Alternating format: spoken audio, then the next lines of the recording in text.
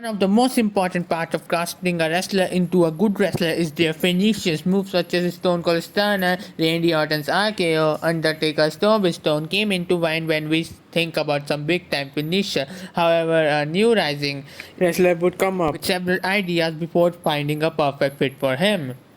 What is up, guys? It is WrestleHolic here, back with a video, or for his first video.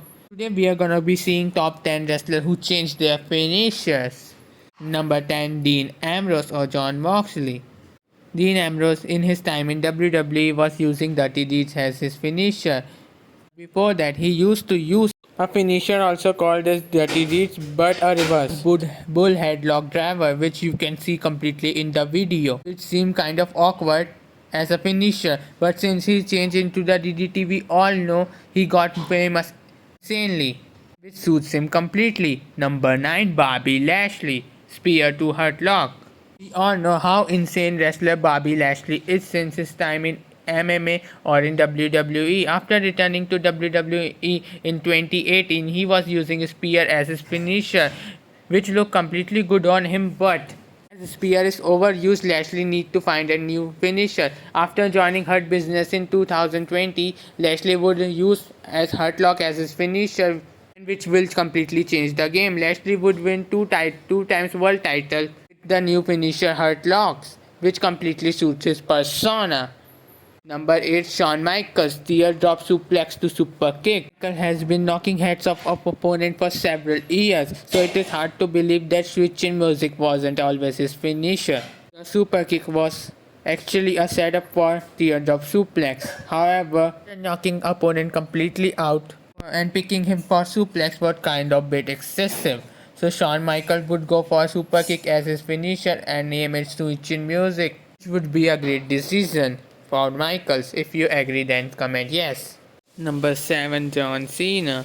During the time of his rap singer gimmick, he was using an atomic drop spinning suplex, which he named as Proto Bomb, as it get a huge crowd reaction.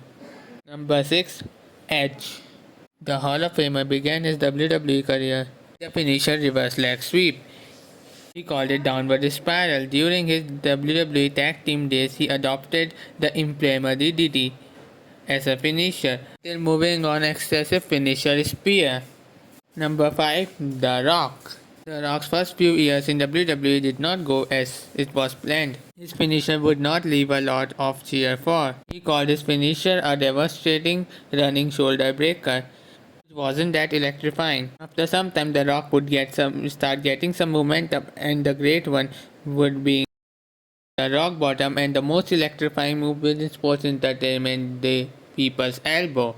This would make him the most famous superstar in WWE. For Triple H, during the debut time in WWE, Triple H would use a move which came out of nowhere, which he named as a pedigree pandemonium. It was similar as Diamond Cutter. After noticing it on TV, his former WCW colleague Diamond Dollar Page would ask him to stop using that as a finisher, and in respect to Diamond Dollar Page, Triple H could stop using it as his finisher and would bring the pedigree we know today. Number 3, Stone Cold Steve Austin. Uncle $2 million dream to Stone Cold Stunner. The time before he came to WWE as a Stunning Steve, he would hoist his opponent up and drop him across the top rope, throat first, for the stun gun finish. When he came to WWE, he came as Ted DiBiase's new $1 million champion and will use $1 million dream as a finisher, which would make completely sense. But when he morphed into Texas Rattlesnake and would go off all pressure of all things and turn it into the Stone Cold Stunner, of the most famous finisher in WWE. Number 2, Randy Orton. Beside an awesome talent, Orton might never get anywhere near the heights he has achieved using the oddly looking finisher named Ozone, in which Orton would throw his legs over his opponent to nail an strange looking neck breaker, which is just like finisher of MVP. After some time, Orton would realize and start using RKO as his finisher, which anything can't stop from winning him multiple world titles. Number 1, The Undertaker.